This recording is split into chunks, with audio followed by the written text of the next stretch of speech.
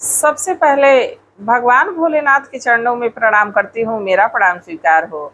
आदि शक्ति माँ भवानी गौरा के चरणों में प्रणाम करती हूँ, मेरा प्रणाम स्वीकार हो। सभी देवी देवताओं के चरणों में प्रणाम करती हूँ, मेरा प्रणाम स्वीकार हो। आप सभी गुरु भाई गुरु बहनों के चरणों में प्रणाम करती हूँ, मेरा प्रणाम स्वीकार हो। गुरु भाई गुरु बहनों, आप लोगों के साथ से, आप लोगों के सपोर्ट से हमारा चैनल इतना जल्दी ग्रो किया। आप लोगों का साथ मुझे बहुत अच्छा लगता है, तभी तो मैं भी रोज आप लोगों को कथा सुनाने की सोचती हूँ। आप लोगों का इतना प्यार पाके मैं भी अपने आप को भगवान की चर्चा सुनाने से रोक नहीं पाती हूँ। तो अपना साथ और अपना विश्वास इसी तरह बनाए रखिए। कथा को आप लोग ज़्यादा से ज़्यादा शेयर करिए ताकि महादेव की कथा और शिव शिष्यों तक पहुंच सके। अगर जो आप लोग चैनल पे नए हैं तो सब्सक्राइब कर लीजिए ताकि जो भी वीडियो पड़े, जो भी कथा पड़े, वो आप लोगों तक आसानी से पहुंच जाए। कमेंट में महादेव का नाम जरूर लिखिए। महादेव का नाम लिखने से, बोलने से सारे कष्ट दूर हो जाते हैं, सारी परेशानी दूर हो जाती है। और जब कथा भगवान की चल रही हो, जब चर्चा गुरुदेव की चल रही हो, तो चर्चा को पूरा सुनना चाहिए। आधा अधूरा सुनने पे एक तो कोई ज्ञान नहीं प्राप्त होगा और दूसरा महादेव का अपमान होगा। तो आप लोग कथा को धैर्य से, पूरा अच्छे से, इत्मीनान से सुना करिए। एक बार में नहीं सुन सकते हैं, काम काज कोई है, ज्यादा काम है, ज्यादा वर्क है, तो 2 बार में सुनिए, 3 बार में सुनिए, पर कथा को पूरा सुना करिए। देखिए गुरु भाई गुरु बहनों, किस्मत, कुछ बच्चों के किस्मत में माता पिता दोनों का सुख नहीं लिखा होता है। आज जो मैं कथा सुना रही हूँ, कथा बड़ी दुख भरी। कथा को आप लोग अंत तक सुनिएगा। सभी कथा में कुछ ना कुछ रहस्य जरूर छिपा रहता है और कथा बड़ी दुख भरी है। सुनने के बाद और सुनाने के बाद भी कलेजा फटता है। इस कथा को सुनने के बाद कलेजा फटता है। आप लोग सुन के देखिए कि इस कथा में कितना वियोग है। देखिए, एक राजा थे, उनकी पत्नी रानी थी। दोनों लोग शिव भक्त थे। जिस देश का राजा अगर जो बढ़िया रहे तो वहां की प्रजा भी संतुष्ट ही रहेगी। दोनों पति पत्नी शिव भक्त थे। धीरे धीरे समय बीत रहा था। रानी को एक दिन बड़ा ही सुंदर सा बालक जन्म लिया। राजमहल में खुशी की लहर दौड़ गई। रानी राजा दोनों प्रसन्न कि महादेव की कृपा हुई है हमारे राजमहल पे। हमारी संतान हमारे आंखों के सामने है। हम लोग अभी सोचे भी नहीं थे, बाकी हमारे कुल को आगे बढ़ाने के लिए महादेव की कृपा हो गई। दोनों पति पत्नी बड़ा प्रसन्न थे। और बच्चा होने के बाद राजमहल में बड़ा उत्सव मनाया गया। शिव की कथा भी हुई। बहुत लोग आनंद लेके भंडारा किए। बाकी देखिए, समय को कौन अपने हाथ में कर सकता है। समय तो ऐसा है कि किसी के रोकने से रुके ना, वो तो चलता रहता है। एक दिन रानी और राजा रात के समय सोए हुए थे। उसी समय रानी अपना बाल खोल दी थी। बाल, खुला हुआ बाल उनके पलंग से नीचे लटका हुआ था। अब उसी पलंग के सहारे एक बड़ा ही विषैला नाग चढ़ा और रानी को डस लिया। जब रानी को डस लिया तो रानी इस दुनिया में नहीं रही। रानी इस दुनिया में नहीं रही। राजा बड़ा चिंतित रहने लगे कि रानी अपने बच्चे को छोड़ के चली गई। हम राज्य का कार्यभार देखे कि बच्चे को संभालें। उनके मंत्री, उनके प्रियजन, उनके मित्र लोग, सब लोग यही कहने लगे, राजा साहब दूसरा विवाह कर लीजिए। राजा साहब कहते नहीं नहीं, सौतेली माँ आएगी, पता नहीं राजकुमार की कैसी सेवा करेगी, कैसे देखरेख करेगी। हम नहीं करेंगे विवाह। धीरे धीरे समय बीतता रहा। रोज लोग उनको समझाते रहे राजा को, बच्चा छोटा है, विवाह कर लीजिए, आएंगी तो बच्चे की देखरेख भी हो जाएगी, राजमहल में रानी की भी जगह खाली है। अब रोज कहने पे किसी ना किसी दिन बात मन में बैठ ही जाती है, चाहे वो अच्छी बात हो चाहे बुरी बात हो। अगर जो एक पत्थर पे रोज रस्सी के सहारे, अगर जो आप रस्सी रोज रगड़िए, देखिए उस पत्थर पे भी निशान बन जाता है। तो हम आप तो मनुष्य हैं। अब रोज एक ही बात को कहते कहते राजा एक दिन मान गए। राजा कहे ठीक है, मैं विवाह कर लूंगा। देखिए, जो राजकुमार थे वो राजकुमार मात्र 3 साल के हुए थे। राजा दूसरा विवाह कर लिए। राजा दूसरा विवाह कर लिए, रानी घर में आ गई। रानी आई तो जो राजकुमार थे छोटे छोटे नन्हे नन्हे कदम दौड़ते हुए गए। तो राजा साहब कहे कि राजकुमार, ये आपकी छोटी माँ है। तो अपनी तोतली आवाज में कहा, माँ, छोटी माँ, ये हमारी छोटी माँ है। तो राजा साहब कहे, हाँ, आज से ये तुम्हारी छोटी माँ है। अब राजकुमार तो माँ को देखे नहीं थे, पर छोटी माँ को देख के बड़ा प्रसन्न हुए, बड़ा खुश हुए, दौड़ के पकड़ लिए। बाकी वो तो निर्दयी निकली। वो राजा के सामने तो कुछ बोल नहीं सकी, बाकी मन ही मन यही सोच रही थी कि मैं तो राजमहल के राज सुख के लिए आई हूं, हम किसी के बच्चे को थोड़े ना पालने आई। देखिए, चेहरे पे भाव कुछ और था और मन का भाव कुछ और था। ऐसे डबल मुखौटे वाले लोग बहुत से होते हैं कि चेहरे पे कुछ और एक्सप्रेशन दिखाते हैं और भाव उनका, जो उनके आत्मा में, उनके मन में जो चल रहा है वो कुछ और होता है। ऐसे भी लोग होते हैं। अब रानी कहीं कि राजा कब तक रहेंगे, राजा तो अपने काम काज में व्यस्त हो जाएंगे, मैं क्या इसको पालने के लिए आई हूं, मैं आया हूं, मैं दाई हूं। अब यही उनके मन में चलने लगा। धीरे धीरे समय बीतने लगा। रानी राजकुमार को ना भोजन कराती, ना राजकुमार को नहलाती धुलाती, ना राजकुमार की देख रेख करती, ना सेवा करती। वो सिर्फ सजने संवरने में अपना टाइम काट देती थी। कभी राजकुमार जाते, माँ, मुझे भूख लगी, जोर से डांट के भगाती, भाग जाओ तो जहर दे दूंगी। अरे तुम मर क्यों नहीं जाते हो? तुम्हारी माँ मर गई, तुम जीवित रह गए हमारे छाती पे मूंग डालने के लिए। तुम जीवित क्यों रह गए? तुम सोचते हो कि हमारे राज्य के तुम उत्तराधिकारी बनोगे? मैं ऐसा होने नहीं दूंगी।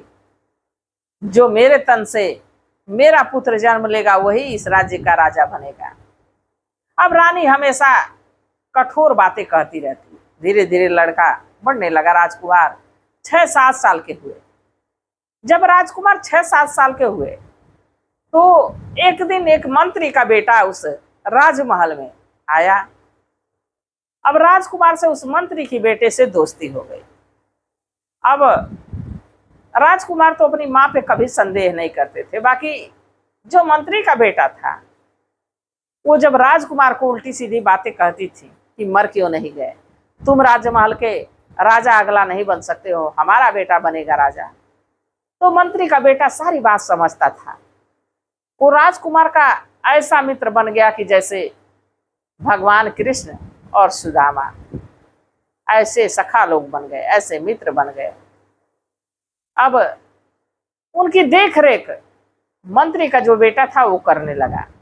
राजकुमार को अपने प्राणों से भी ज्यादा मानने लगा। धीरे धीरे समय बीतने लगा। एक दिन रानी को यह पता चला कि जंगल में एक डायन है, और डायन क्या, वो चोरनी है, और उस रास्ते से जो कोई जाता है उसको मौत के घाट उतार देती है। तो रानी सोची कि इससे बढ़िया मौका अब मिलने वाला नहीं है। सांप भी मर जाएगा और लाठी भी नहीं टूटेगी। राजकुमार को मैं भेज देती हूँ, राजकुमार जाएंगे तो वो मार डालेगी, राजकुमार उधर ही रह जाएंगे और राजा को हम पे संदेह भी नहीं होगा। अरे निर्दयी माँ, क्या अपना पुत्र रहता तो भी ऐसा सोचती, ऐसा अपने बेटे के लिए भी सोचती, अपनी संतान के लिए भी सोचती। धन, ये राज सुख, सब कुछ यहीं रह जाना है गुरु भाई गुरु बहनों। कोठा अटारी, गाड़ी बंगला, रुपया पैसा गहना साड़ी कपड़ा सब कुछ यहीं रह जाना है। इस शरीर में जो एक मनुष्य बैठा है बस वही जाएगा, बाकी असाथ कुछ जाने वाला नहीं है, सब कुछ यहीं छूट जाना है। पर कुछ लोग क्यों समझ नहीं पाते हैं, क्यों सोच नहीं पाते हैं कि हमारे साथ कुछ नहीं जाएगा। धन के पीछे, धन के मोह में एक दूसरे को दुख देते रहते हैं, एक दूसरे को सताते रहते हैं। ये धन की लालच कितनों को खा गई।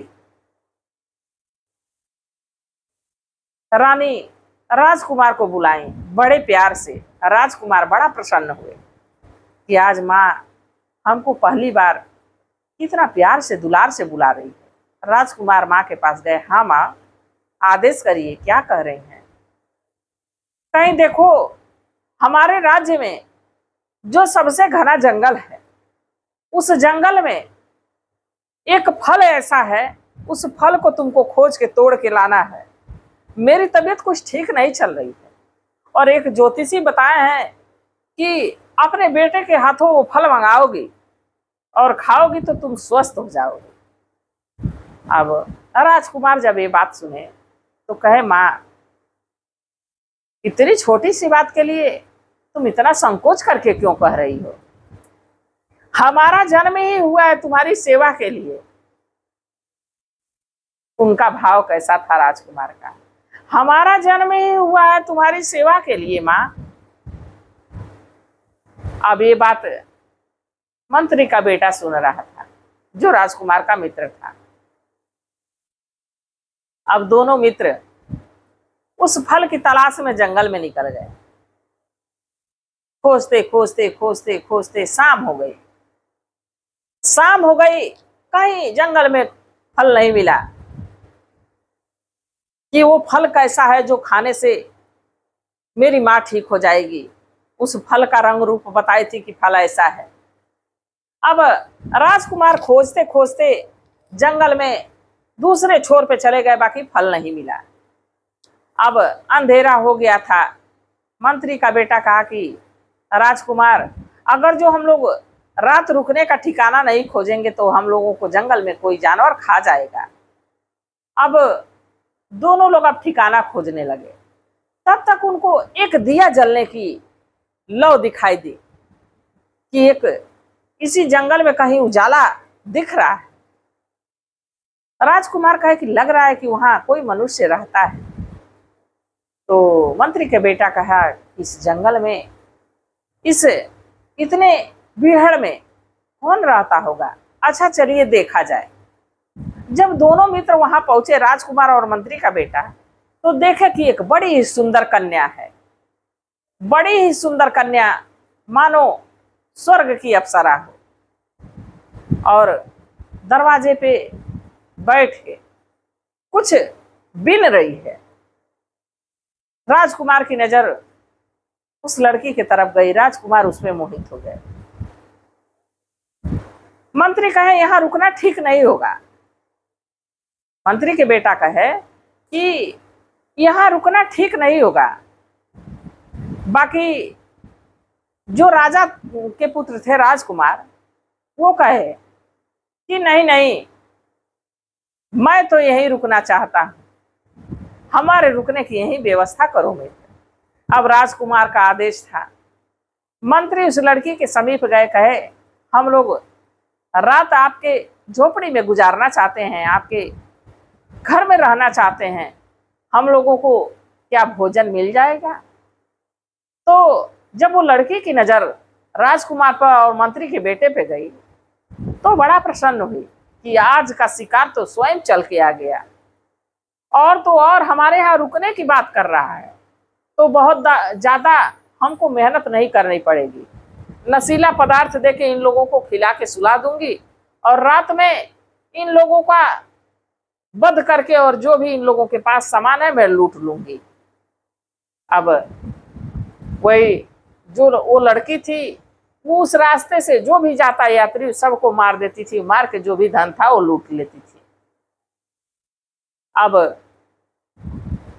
मंत्री का बेटा जो था वो बड़ा चालाक था।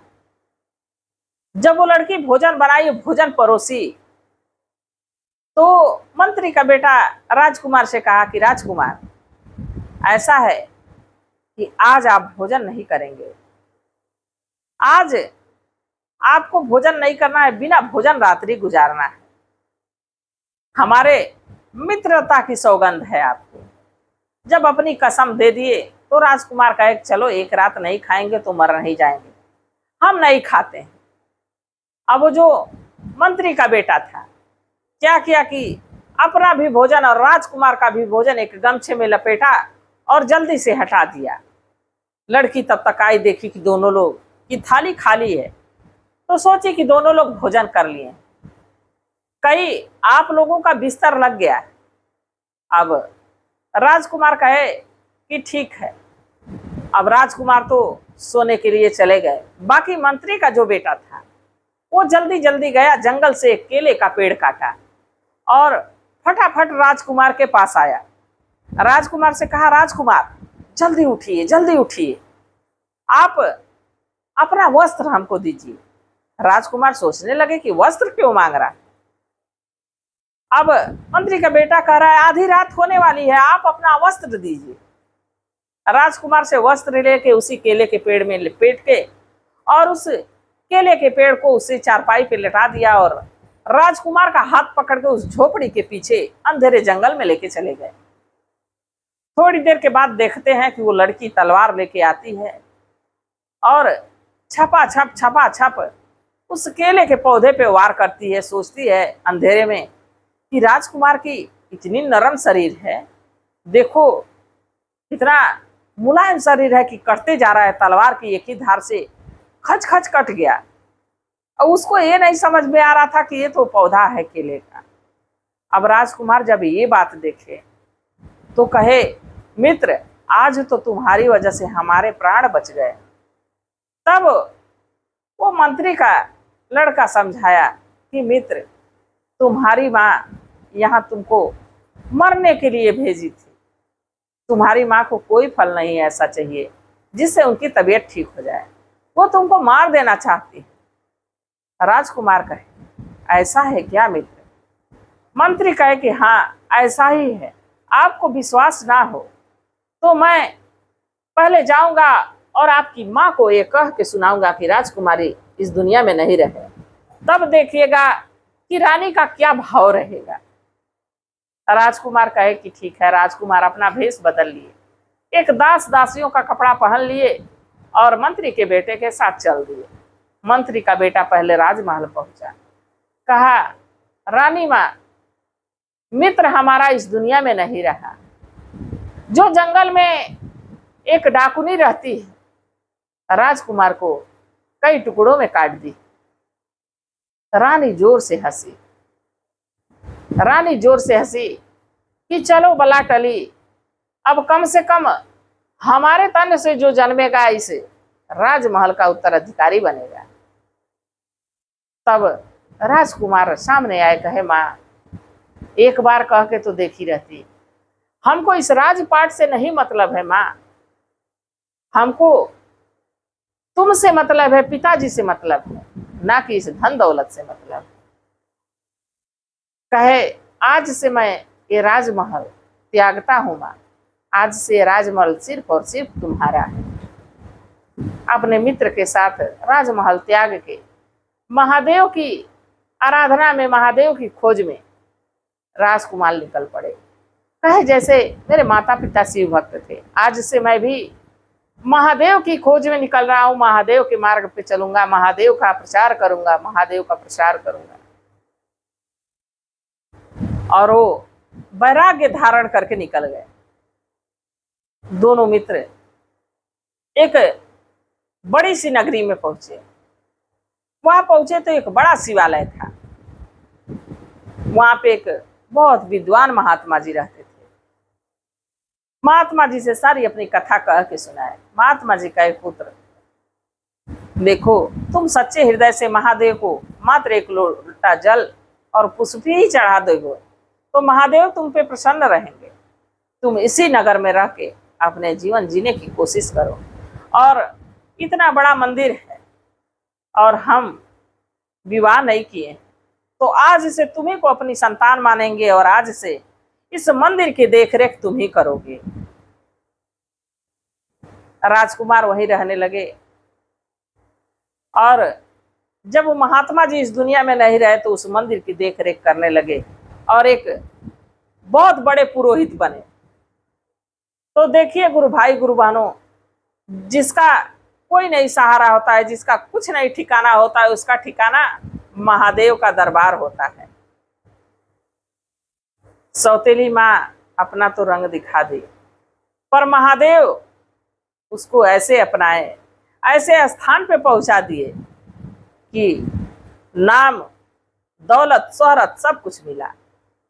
तो गुरु भाई गुरु बहनों, आप लोगों को कथा कैसी लगी जरूर बताइएगा।